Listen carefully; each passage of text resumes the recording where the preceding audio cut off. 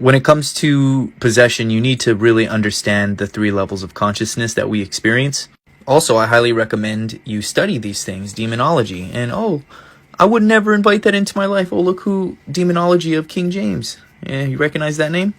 Now, like I've said before, I'm not religious, but I understand that the truth is in many religions, and even the earliest Christians knew that the Bible was parables and fables of the human body, and head being heaven, hell being hell.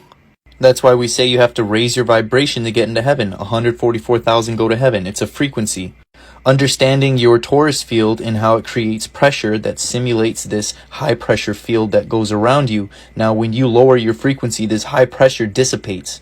So basically, you have your equilibrium. This is your body, and you have a low pressure and high pressure, and it creates this field, this torus field, torso field, or the tortoise shell. How a tortoise is protected by its shield. The Apostle Paul said, "It is no longer I who lives in here, but the Christ within me," because when you get into meditation and you lift yourself over the thoughts of the carnal mind, you raise yourself into the blissful nothingness of nirvana, and that is where you become one with God. I am not this body. I am an extension. I am an expression of my soul, just as I am an extension of Yahweh, Source, God. It's not that I am God. I am an extension of God and God's expression.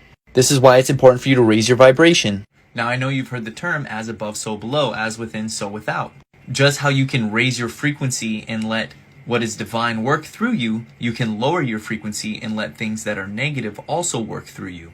And the more you start to meditate, you actually start to experience and sense these things that are around you. So your pineal gland, your third eye, it's like that for a reason. It's because you can sense things. You ever go near someone and you get a bad vibe, like you just don't know what it is. You get a bad feeling in your gut that something's going to happen, and it happens.